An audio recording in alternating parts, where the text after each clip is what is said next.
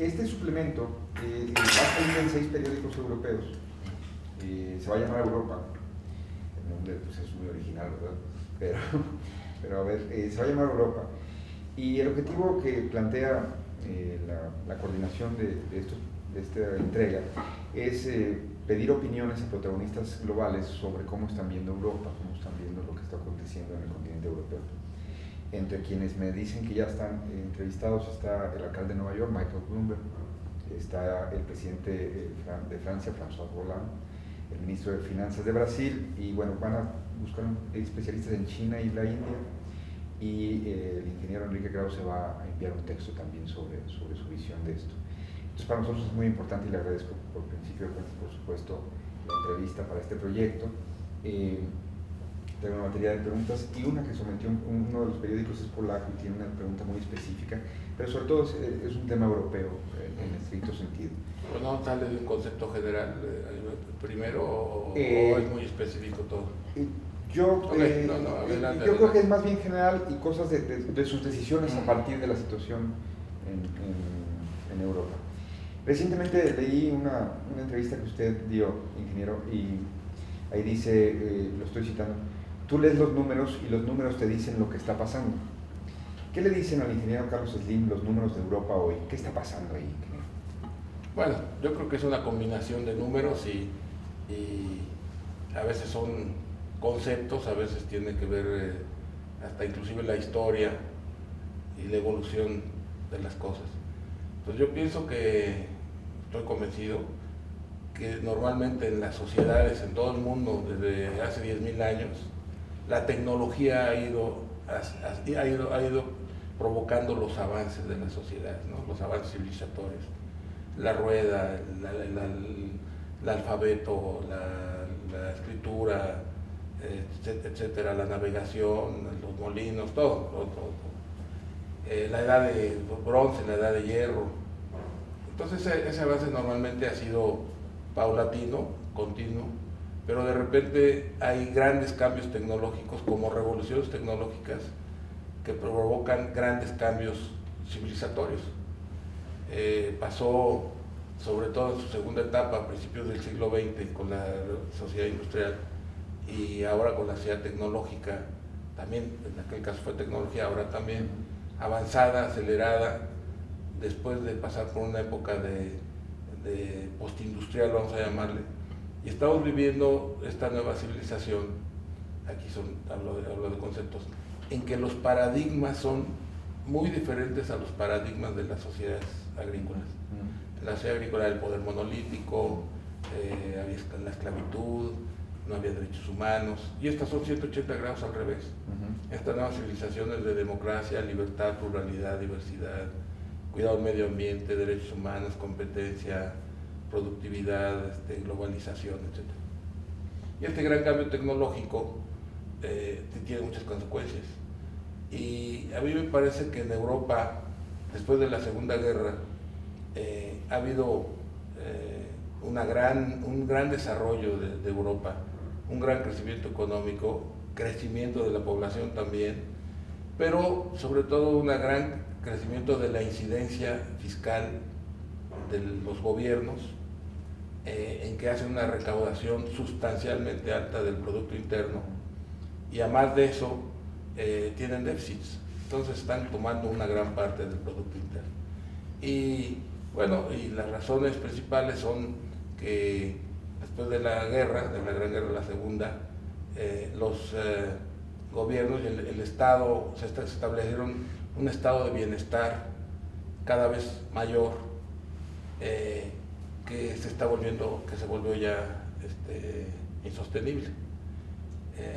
Este estado de bienestar establecido necesita hacer algunos ajustes, creo que no se han hecho, se necesitan algunos cambios estructurales que no se han hecho ni se ve que se estén haciendo, y están acudiendo a la tradicional receta del ajuste del déficit fiscal a través de aumento de impuestos o reducción de gasto público. Pero en ese estado de bienestar al que me refería hace un rato, pues las personas están jubilando a los 60 años en algunos lados, cuando la esperanza de vida, cuando alguien llega a los 60, probablemente sea 85 más años. Y es de esperarse que siga creciendo.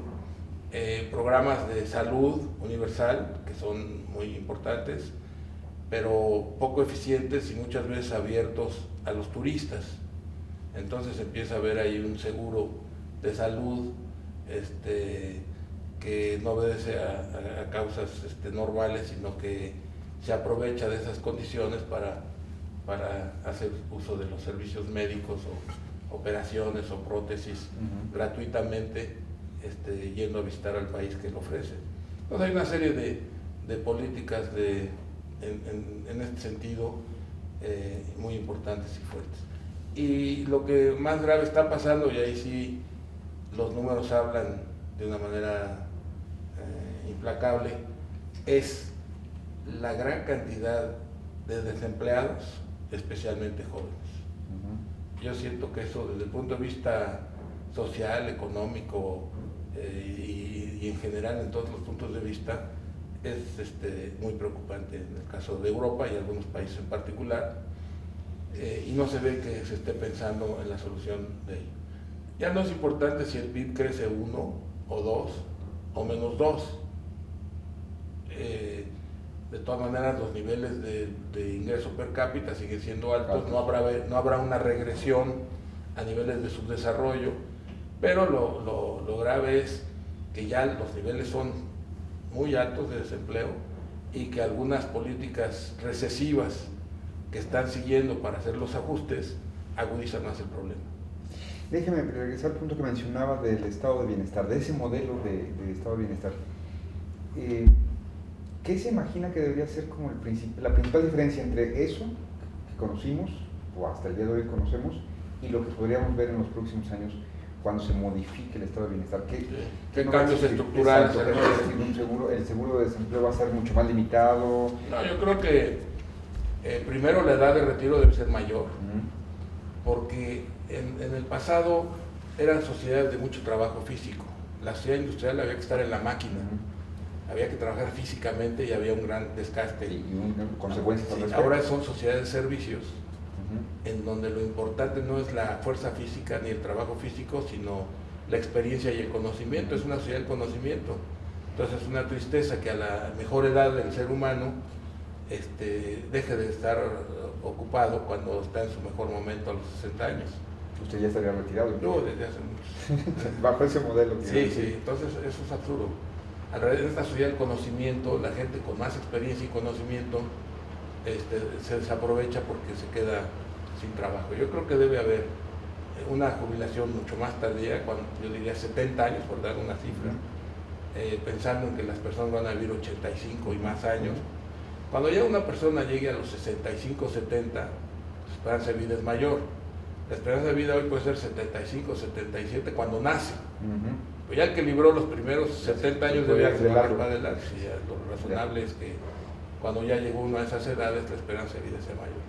Entonces eso por un lado. Y por otro lado, creo que hay que buscar, por supuesto, continuar con la salud universal más eficiente, mejor cuidada, regulada, evitando los abusos, con más inteligencia, y que los pagos de retiro también debe haber redes sociales, debe haber redes de protección social a un nivel adecuado, y que en los programas de retiro se les pague a las personas por capacitarse para hacer una reconversión laboral.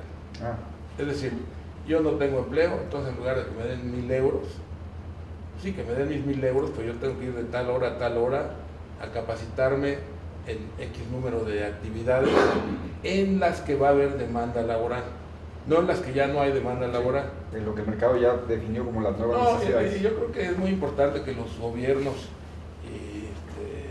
estudien, y en general los especialistas, en dónde se van a generar los nuevos empleos en los próximos 5 o 10 años, para desde ahora capacitar a las personas para esos empleos y también impulsar las actividades donde se van a generar esos nuevos empleos para darle cabida a las personas nuevas que lo demandan.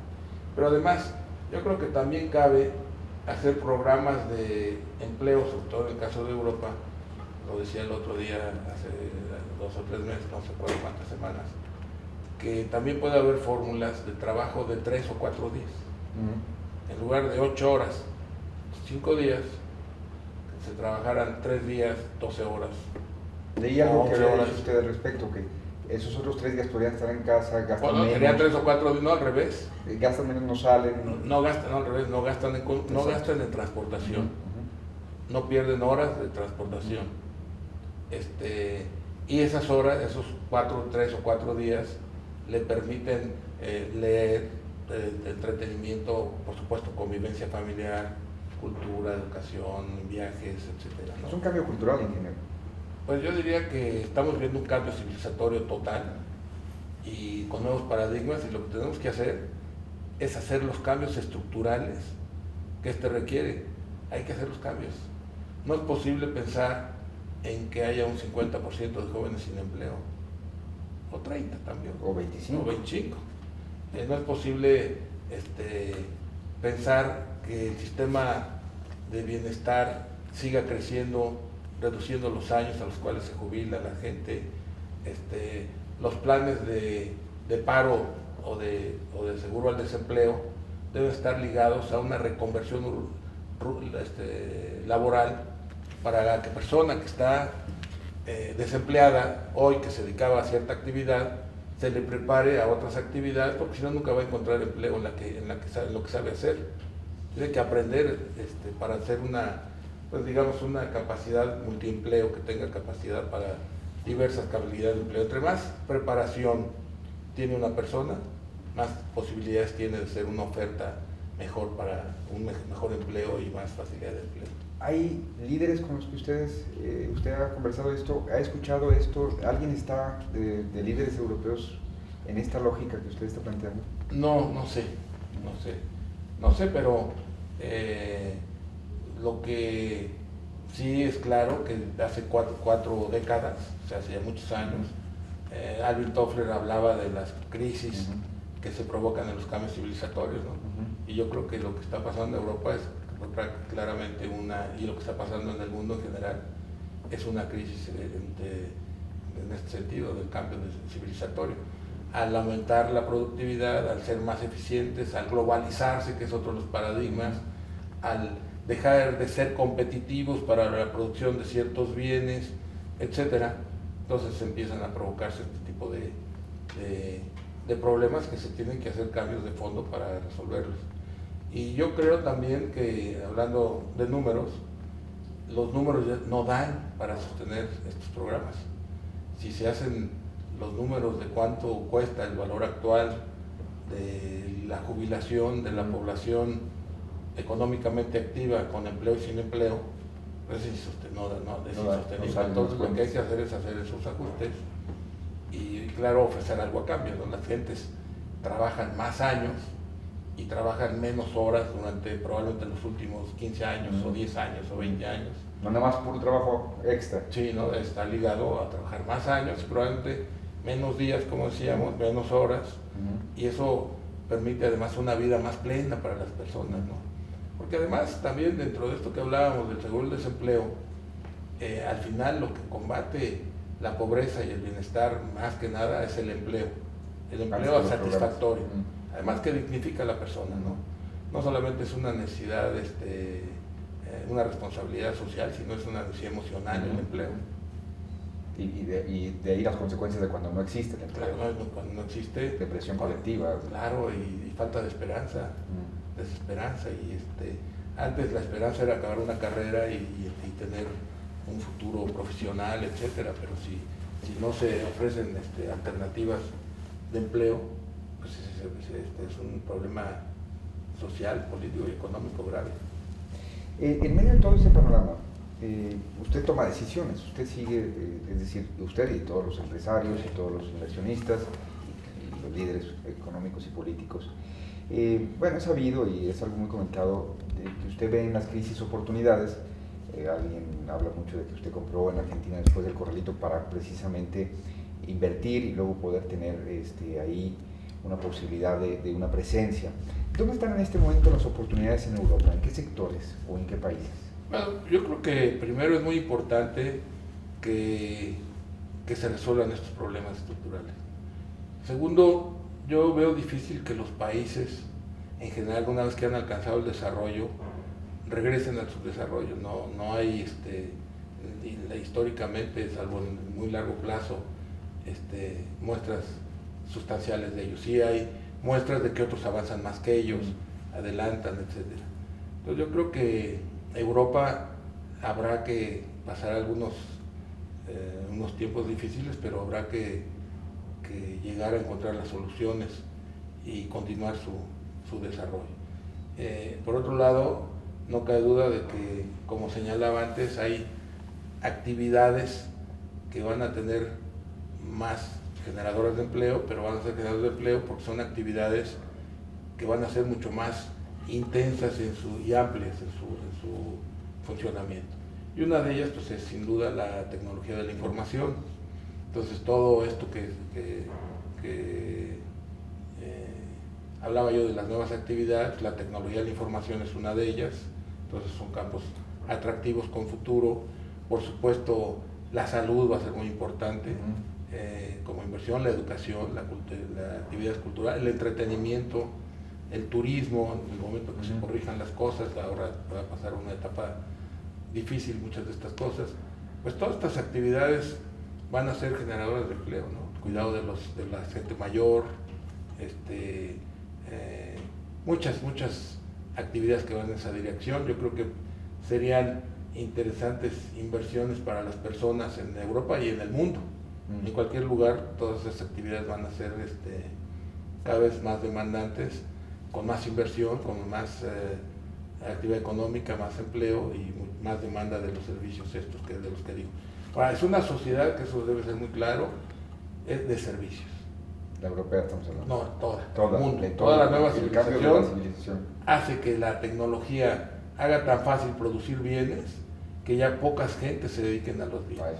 Así como antes poca gente se desplazó del agropecuario y productos primarios, ahora también será en la parte industrial, no ahora, sino ya desde hace algunos años, cada vez menos gente está en la producción de bienes.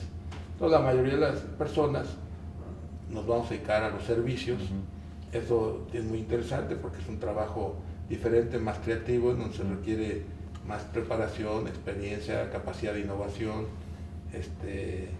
y más competencia. Hay una amplitud enorme de servicios y se sustentan además en el bienestar de los otros. Lo que necesita ahora esta nueva economía es lo contrario a lo que está pasando. Lo que necesita es que los demás estén bien, que los demás tengan tiempo y poder adquisitivo para que ensanchen las capacidades que ofrecen los mercados. Aunque todo el mundo está muy preocupado y pesimista, usted está haciendo inversiones, supongo que viendo oportunidades de inversión. ¿Es sintomático de que también espera una pronta recuperación? No, pero yo creo que las inversiones en negocios de avance de tecnología son muy intensivas en capital y hay cambios tecnológicos muy rápidos y siempre ha sido uno de nuestros principios mantenernos en la vanguardia de la modernidad y de la tecnología, y yo creo que el que no invierte, si ya está en el negocio, pues pierde calidad de sus servicios, alternativa de ofrecer más servicios, y tiene que tener inversión, sino también pierde participación de mercado, pero además y atención a sus clientes. O sea, los clientes van a escoger aquellas empresas que tengan inversiones que les permitan ofrecer los servicios de vanguardia. Entonces eso, la preferencia de los consumidores o de los clientes en general están ligadas a ello, y por eso es muy importante en este sector que hagamos esas inversiones. En otros campos, como los que estamos haciendo, pues los atrasos en México y en muchos otros países, también en los desarrollados, pero ahorita hablo de nuestros países, los rezagos de infraestructura, pues es muy importante que hagamos esas inversiones. Entonces estamos invirtiendo intensamente en infraestructura en el país desde hace ya 5 o 6 años, y bueno, por supuesto eso es fundamental para el desarrollo nacional y y es uno de los campos en los que invertimos. En otro, el que se me pasaba, pues va a ser también demandante y va a crear actividad, pues toda la producción de bienes primarios, desde la parte minera, agropecuaria, conforme, yo me atrevo a decir, miles de millones de personas en el mundo y varias decenas de millones cada año salgan de la pobreza, del autoconsumo y de la vida rural y se incorporen a la modernidad, pues van a demandar todos estos bienes, ¿no? Sin lugar a dudas. Entonces ahí son campos adicionales en los que nuestros países tienen también posibilidades económicas. Déjeme preguntarle por inversiones que se han anunciado en las últimas semanas que ha hecho su grupo, en particular la de Austria de hace unos días y la de Holanda de hace un par de meses, en telefónicas en esos países. Está apostando por la parte tradicionalmente más rica de Europa, más sólida, cuando digo rico quiero decir más sólido o más fortalecido históricamente, en vez de en sociedades como España o Grecia. ¿Usted cree que esas sociedades como la austríaca o la holandesa estarán más blindadas o saldrán más rápidamente de la recesión? Yo creo que hay una confusión ahí. Austria está en 8 países, incluido Austria, y 7 son de Europa del Este, países con ingresos per cápita inferiores a España, muy inferiores a España. Sí, no es una sí, la compañía está ahí, pero tiene toda esta penetración. Entonces no es una... No aplicaría esa pregunta. Lo que sí ocurre es lo que decía yo antes, que la tecnología de la información, las telecomunicaciones, son como el sistema nervioso de esta nueva civilización. Y estamos ahora al principio de su desarrollo. Aunque lo que hemos visto en los últimos 10 o 20 años es enorme, es muy importante, estamos al principio de todos los desarrollos y lo estamos viendo en los últimos 5 o 6 años, cómo viene una cosa y otra y otra. Entonces, pues todas el potencial de inversión y de actividad en estos campos creemos que es muy grande. ¿Va a explorar otros similares a lo que pasó con Austria y Holanda? Bueno, estamos abiertos siempre a continuar haciendo inversiones. No sé si tiene los principios del grupo, de la filosofía del grupo. Pues ahí contemplamos siempre que hay que reinvertir, que hay que modernizar, que hay que mantenerse a la vanguardia y que hay que continuar el desarrollo de la empresa. Perfecto. Déjeme preguntarle a... Pero todavía si quiere se lo doy por ahí. Sí, yo se los puedo hacer. En este momento, por las condiciones de Europa, ¿usted se plantea una incursión más agresiva en ese mercado? Bueno, ya lo estamos haciendo. Porque el objetivo de haber entrado en forma minoritaria es apoyar a la administración, a las empresas principalmente, a que incrementen sus inversiones para poder tener una mejor infraestructura, lo más avanzada que se pueda, y impulsar la inversión de estas empresas. Vamos a hablar un poco de la política de los líderes. ¿Usted cree que se pongan de acuerdo pronto los líderes europeos de cómo echar a andar toda la maquinaria de nueva cuenta? Llevan un año pues, con distintas posiciones y usted ha sido crítico luego de que los políticos se tardan mucho en tomar algunas decisiones en general. Bueno, no podría evaluarlo, pero yo no veo por qué tiene que ser conjunta. Yo creo que cada país debería tomar sus propias decisiones también. Y yo señalaba y subrayo ahora, de lo que necesitan hacer son los cambios estructurales. Y eso cada país puede hacerlo. Claro, y debe hacerlos. Y corregir. Mire, otro de los asuntos es de que cuando un país como Europa, o varios países de Europa, digamos, un país europeo, tiene una captación fiscal enorme, o muy grande, y además tiene un déficit. Yo que en algunos casos, no tengo cifras exactas aquí, pero puede ser que sea más de la mitad o más del 60% del Producto Interno Bruto, lo manejan los gobiernos, incluyendo el déficit fiscal. Y aparte de que tiene una gran captación fiscal, tiene también endeudamiento porque tiene déficit fiscal, pues ¿cómo puede corregir esos déficits fiscales excesivos? De acuerdo con las reglas de la Unión Europea no podía pasar, creo que del 2,5%. están pasados casi todos. Uh-huh. ¿Cómo pueden corregirlo? Supuestamente es subiendo ingresos, es subir impuestos, que ya son altos, bajar egresos, que significa recesión, o vender activos. Yo creo que lo que va a hacer Europa es vender activos. El Estado hace demasiadas cosas. Lo que debe hacer es dos cosas: vender activos, que bajen su endeudamiento y que bajen sus déficits, pero también invitar al sector privado y a esos grandes recursos que hay en todo el mundo, por la política monetaria laxa que hay en Estados Unidos y en Europa también, y las bajas tasas de interés, a que hagan la inversión que el Estado ya no tiene por qué seguir haciendo. Uno de los paradigmas también de esta nueva civilización, aparte de la diversidad, pluralidad, derechos humanos, etcétera, es que el Estado se hace más chico y la sociedad civil se hace más grande. ¿Verdad? ¿Y Europa ha sido lento en eso? Yo creo que el mundo está atrasado en ese sentido. Yo creo que debe haber una mayor promoción de la sociedad civil, que participe más en muchas actividades de gobierno, pero también que invierta en lugar de que todo lo tenga que invertir el Estado. Por ejemplo, pues desde las autopistas, que en América Latina ha habido ya una mayor actividad en la inversión público-privada que se origina, creo que en Inglaterra hace pocos años, de manera intensa, siempre la ha habido. Pues yo creo que ese campo es muy importante. El chiste es que esa infraestructura se haga, y si el Estado no tiene recursos, que lo hagan con dinero privado. Además, son concesiones a 20 o 25 o 30 años, pues dentro de 20 años va a ser del Estado, ¿no? Claro. Entonces quiere decir que es una inversión que se hace hoy y se le entrega al Estado. Dentro de 10 años esa concesión la puede revender más de nuevo. Por ejemplo, en España, yo no sé cuántos kilómetros de autopistas hay 8 o 10 mil kilómetros, deben tener un valor enorme. Servicios diversos, servicios públicos, bueno, hasta los hospitales y las escuelas pueden ser financiadas con dinero privado, y con eso el Estado quita presión a sus necesidades financieras. Y se generaría es muy, pues, claro, actividad económica. Mire, se necesita inversión para que haya actividad económica, y para que haya empleo se necesita actividad económica. ¿Y se ve resistencia a entrar a ese modelo? No sé por qué, no sé.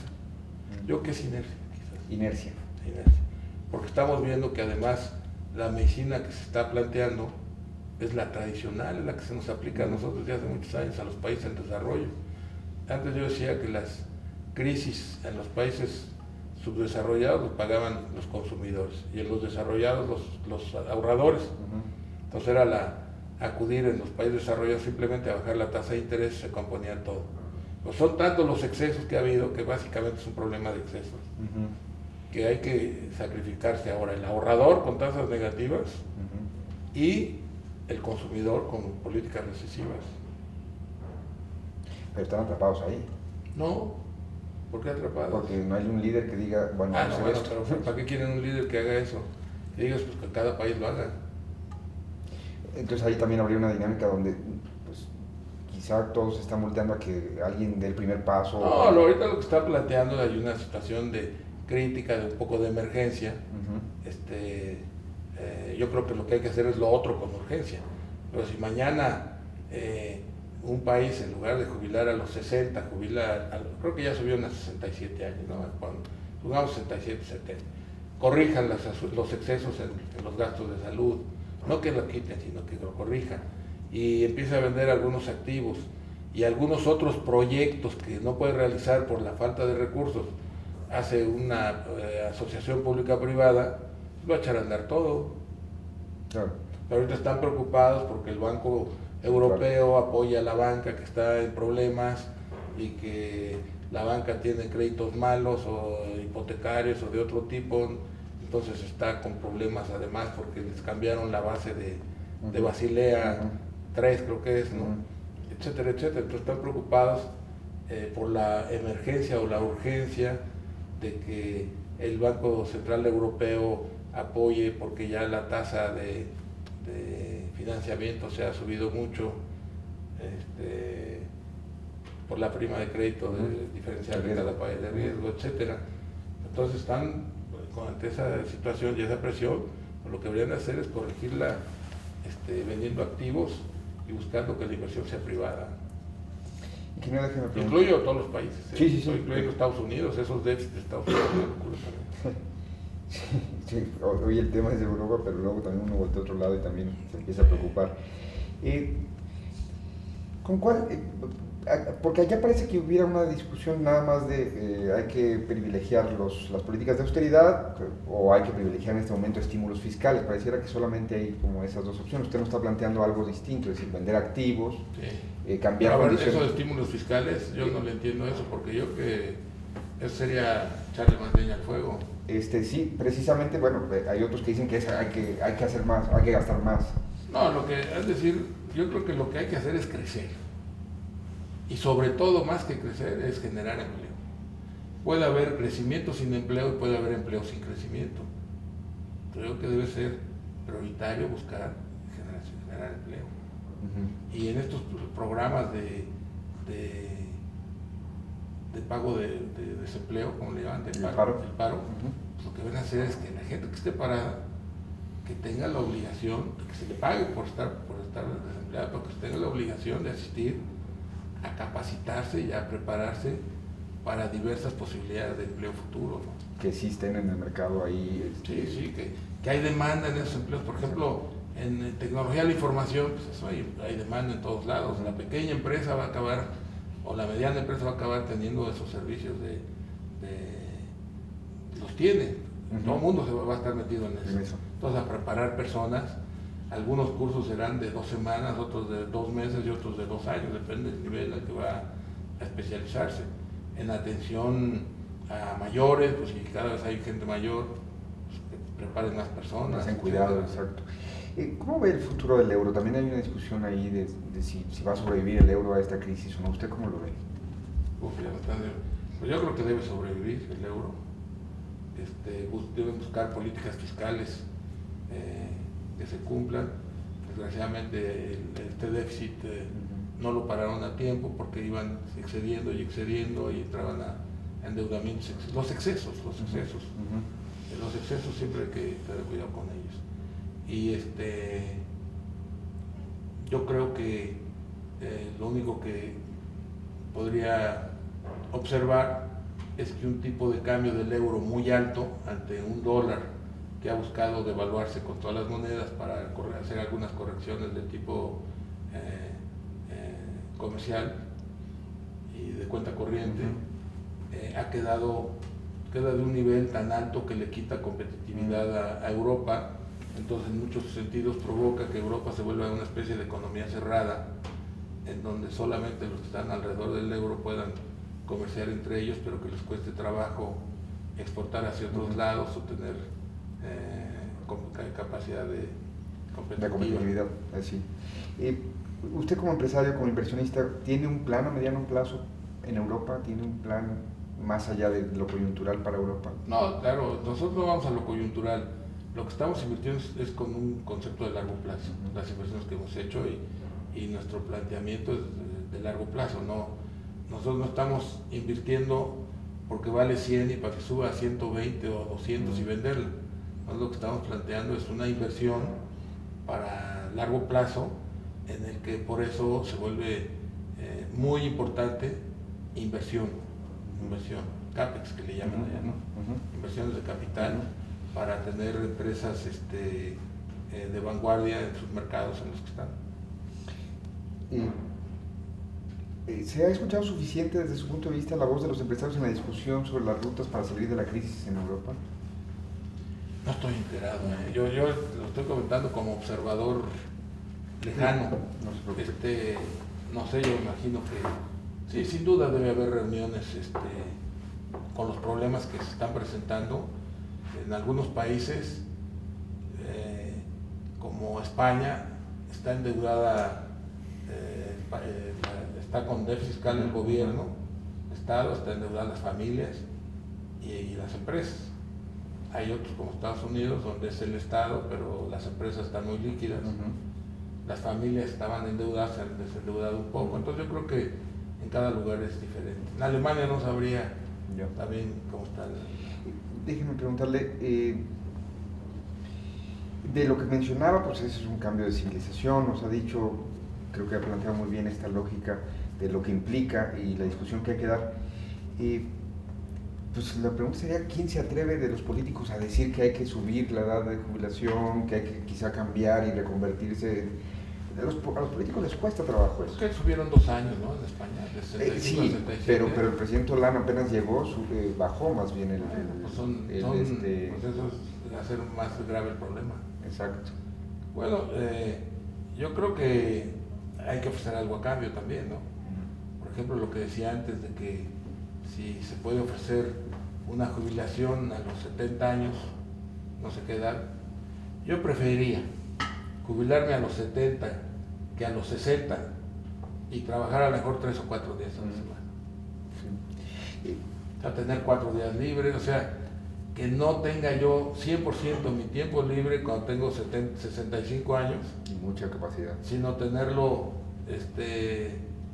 tener más horas libres o más días libres cuando soy más joven y trabajar más tiempo, porque después que me jubile no saben lo que va a hacer, ¿no? Con el tiempo. Sobre todo en esta sociedad del conocimiento en el que la edad actual, sobre todo en esta etapa en la que estamos físicamente bien, mentalmente cuando menos, cuando más importante es. Claro. Sí, si tuviera que definir lo que usted echa en menos en algunos líderes de Europa, sin personalizar, creatividad, arrojo, imaginación para plantear esta discusión, por lo menos en sus sociedades. Se antojaría más liderazgo. Liderazgo. ¿Algún líder, algún político que le llame su atención, que usted admire, que usted siga, que le parezca atractivo cómo se está desenvolviendo? ¿De aquí de América? ¿De Europa? No, de Europa. De América, pues los no se preocupe. ¿Qué podría aprender Europa de la experiencia mexicana de lidiar con crisis? Bueno, nuestra crisis fue un poco diferente.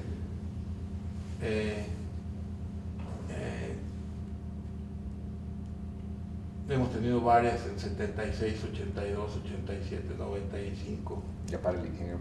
No, ahí dejémosle. Hablábamos de la de Argentina también. Yo creo que se está aplicando la misma medicina que aquí. Yo diría que lo que hay que buscar es que, por ejemplo, en el sistema bancario sería ideal un poco más la fórmula americana de la capitalización preferente que a fondo perdido, ¿no? Buscar minimizar el pago de la sociedad, sino que sea más una especie de capitalización temporal, por ejemplo, ¿no? Un saneamiento.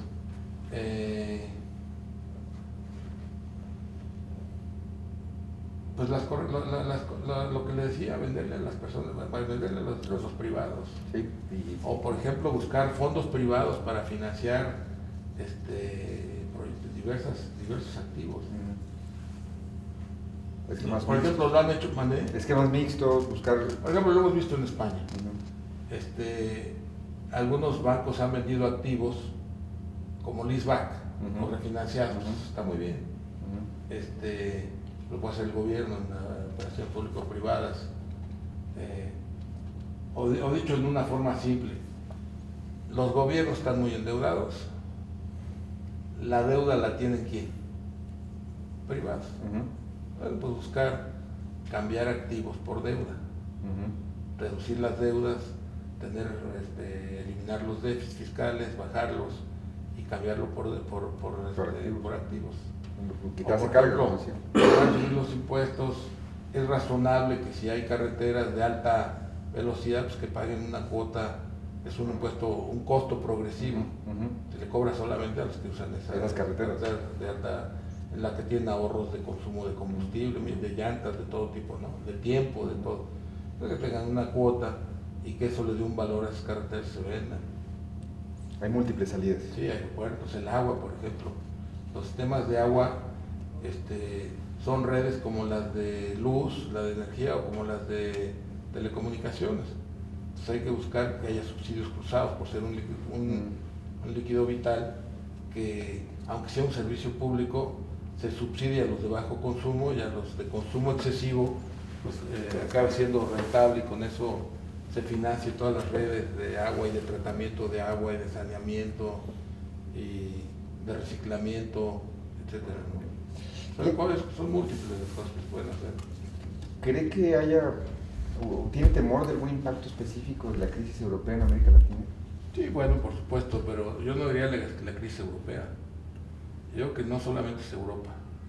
Yo creo que China va a bajar su crecimiento, probablemente India también, Estados Unidos el año que entra probablemente también, que hagan algunas correcciones, no pueden ir indefinidamente con una política deficitaria tan importante. Además creo que se vencen algunos impuestos que se condonaron hace 10 años, o sea, algunos cambios habrá. Entonces yo creo que mundialmente sí es de esperarse que pueda haber algunas consecuencias recesivas que repercutan en los países de América. La región. Eso hace importante otra cosa, algo que hemos estado sosteniendo, yo lo he estado haciendo por muchos años. En virtud de la deuda externa, de la crisis de la deuda externa de 82, y con el consenso de Washington, nos volcamos hacia el exterior, ¿sí? A más exportación, aperturas comerciales, tipos de cambio con esa flexibilidad para poder exportar mejor con devaluaciones, etcétera. Apertura a la inversión, privatizaciones que sanearon al sistema fiscal de nuestros países. Yo creo que es muy importante ya desde hace varios años volcarnos a apoyar el desarrollo de la economía interna, la economía doméstica. O sea, como se van a cerrar los mercados externos, yo creo que es muy importante volcarnos en nuestros países sin menoscabo de nuestro comercio exterior y nuestra actividad externa, a desarrollar mucho la economía doméstica. Eso permitiría más actividad, más empleo, subir la masa salarial, digamos, de manera importante, que va a ser la solución que China va a encontrar. Entonces hay que ver China qué tanto logra hacer que lo que deja de exportar lo pueda sustituir por consumo interno. Para nosotros es más fácil porque nosotros muy claramente tenemos los rezagos, las inversiones potenciales que hay que hacer, etcétera. Por ejemplo, en la misma Ciudad de México, que probablemente sea una economía de 22 millones de habitantes, que puede ser del tamaño, será la cuarta de América, ¿no? La quinta, incluido México, pues mucha inversión inmobiliaria para hacer que la gente se transporte menos, es una ciudad ya de servicios, entonces hay muchas inversiones que hay que hacer en nuestros países. Hace un momento mencionaba la banca. Y subrayo, economía doméstica o economía interna, o sea, enfocarnos a ello, porque eso es lo que también va a crear mucho empleo. Creo que también es lo que deben hacer países como España, en donde tienen grandes niveles de desempleo en los jóvenes, que se enfoque mucho al desarrollo de la economía interna, actividades internas que permitan crear actividad económica. Y la banca que mencionaba hace un momento, ¿hay algún riesgo de contagio hacia otras bancas como en América Latina de lo que pasa en Europa, ahora que se discute tanto los rescates a los bancos? Pues estaba leyendo en algún lado, no tengo mucho conocimiento, pero creo que la banca americana se desligó mucho de Europa. Y la banca mexicana no está ligada mucho no está ligada en cuanto a que varios bancos importantes de México son de origen español. Sí, español, pero eso no hay ninguna relación en cuanto a los créditos que pueden tener problemas. Son de las personas que les bajan ya el pago del paro, ya no pueden pagar la hipoteca, o del exceso inmobiliario que hubo, los excesos otra vez. No veo yo que haya, y hablando en particular de México, pues México tiene la desventaja, pero eso es una oportunidad y potencial, de que creo que el crédito en relación al PIB bancario anda en el 22%. México debe de irse muy por encima de esta cifra, y eso también es una causa de actividad económica al tener una mayor presencia el crédito bancario en México. El periódico polaco que va a publicar una traducción de esta entrevista envió 2 preguntas, se las paso tal cual. Dice que hace un par de meses... ¿Polaco de Polonia o de Polonia? No, de Polonia. Hace un par de meses un periódico polaco especuló que usted se estaba mencionando, iba a comprar una parte de una telefónica en Polonia, que también una red de fibra óptica, una operadora de red de fibra óptica, y que quieren preguntarle si eso es cierto, y que si realmente está buscando invertir en Polonia. Esto lo tendría que preguntar, no sé, no estoy enterado, pero lo que sí es un hecho es que estamos abiertos a invertir en donde pueda ser interesante y conveniente. O sea, estamos abiertos a invertir. Polonia es un gran país, es un país con una gran trayectoria económica de los últimos años, y yo creo que con un gran potencial, un gran capital humano. También tiene un gran capital humano, y pues sería nada más el comentario que estamos abiertos en todos lados, no solamente en Europa, también estamos abiertos. ¿Podría cambiar lo que ha sido la tradicional competencia entre América Móvil y Telefónica en Europa con esta crisis? ¿Podría ser una nueva posibilidad de que ustedes intentaran otras? Se habla de cuando Telefónica pues hizo como una licitación a modo, se decía, pues para evitar que ustedes entraran a un mercado, es decir, ¿cambia eso con esta crisis? ¿Cuál mercado? El español, contaban. No, bueno, ahí no hubo. Ahí tenían 10 megas y lo que hicieron fue dividirlo entre los 3 exacto, para que estaban. Se quedara ahí. Y lo que planteaban era quién podía invertir más en áreas rurales. Bueno, pues un nuevo jugador, ¿no? En lugar de contemplar quién podía ofrecer mejores precios. Así es que las bases se habían hecho como muy dedicadas.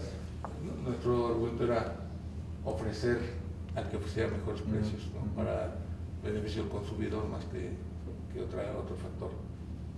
Ya, pero en la nueva escenario de crisis quizá haya una nueva oportunidad de... No, lo que estamos haciendo es compitiendo con ellos en donde estamos los dos.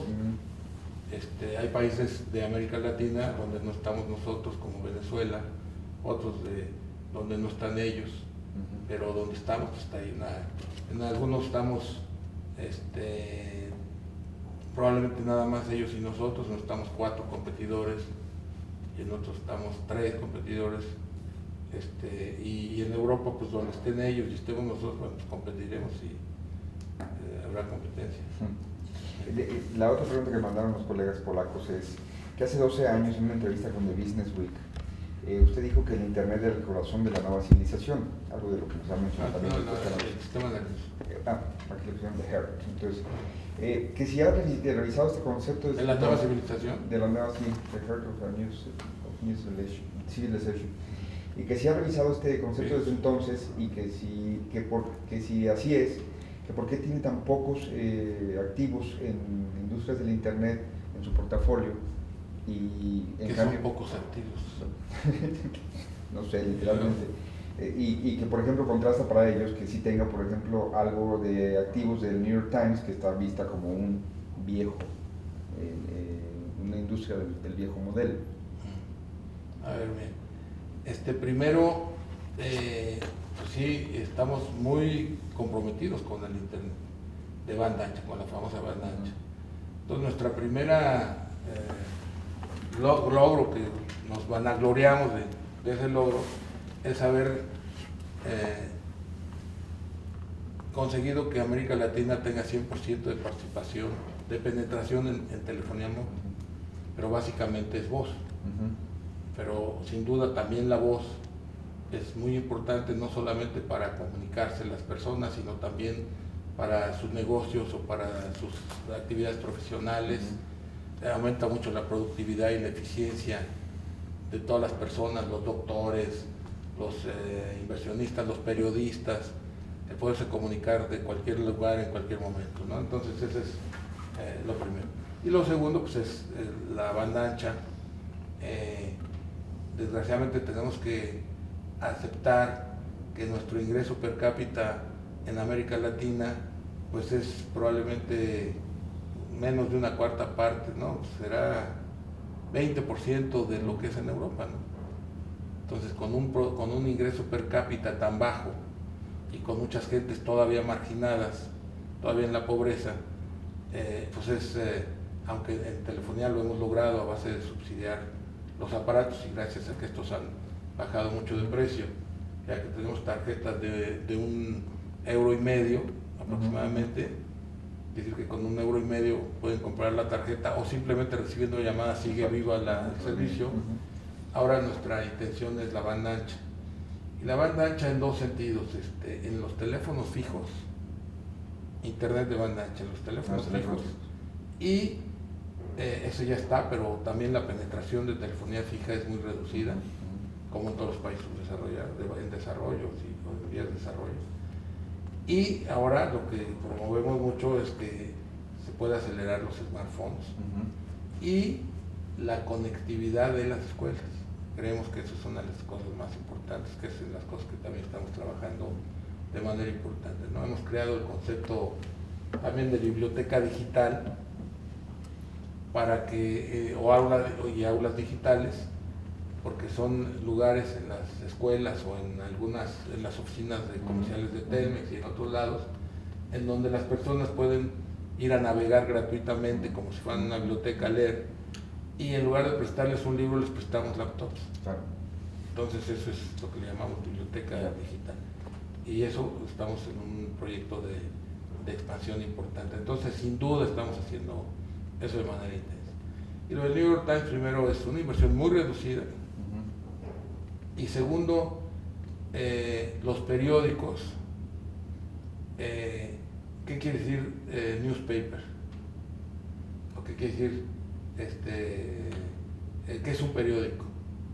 Es una organización en donde tiene contenidos y que cuando los expresa en papel se llaman periódicos, y que lo que está desapareciendo, lo que va a ir desapareciendo es el que se expresen en el papel, pero no la generación de los contenidos. Exacto. El que empiece a haber cada vez menos papel y vaya a ser más vía electrónica, no quiere decir que van a desaparecer las noticias, ni van a desaparecer la prensa o las instituciones. De hecho, desde que hicimos la inversión en el New York Times, era el periódico con mayor visitantes de vía digital, vía electrónica que había. Entonces, es una institución, es una organización que genera contenidos y los expresa vía papel y vía digital, y vía precisamente esta red, internet. O sea, que este señor, no sé si es periodista, probablemente, que los periódicos que van a desaparecer son aquellos que se vayan marginando y no se muevan hacia otras plataformas de usarlo. El caso del país está muy activo en hacerlo, el Wall Street está trabajando en eso. Yo creo que todos los grupos están muy activos en ese sentido. Morimos. Claro. Ahora hay un proceso de transformación, primero cómo monetizar, y luego cómo manejar la parte de la publicidad también, ¿no? Sí, del acceso y de la publicidad. Finalmente, y agradecerle esta entrevista, ingeniero, dos preguntas. Usted mencionó ahorita los países en desarrollo o las economías emergentes. ¿La crisis de Europa es una oportunidad para las economías emergentes? Es decir, ¿a otros países podrían ver ahí una oportunidad? No, yo creo que la situación recesiva mundial, y concretamente Europa, precisamente Europa, afecta a todas las economías otras, ¿no? Cuando hay una recesión de tantos países y tan importantes, pues afecta en ese sentido. Yo creo que las recesiones, salvo pequeñas correcciones de excesos, cuando implican cambios que no se hacen y pueden ser más profundas o más prolongadas, afectan a todos. Y finalmente, hay un riesgo de que Europa, si no hace bien los deberes, las tareas, pierda peso económico con esta crisis en la escala mundial. Así es secundario. Que pierda peso económico. Yo creo que lo que debe preocupar no es que los otros estén peor o mejor, sino no estar mal, ¿no? Yo creo que lo que debe hacer Europa es corregir sus problemas, hacer los cambios de fondo y estructurales que tenga que hacer, más allá de que su peso económico en el corto plazo disminuya o se mantenga.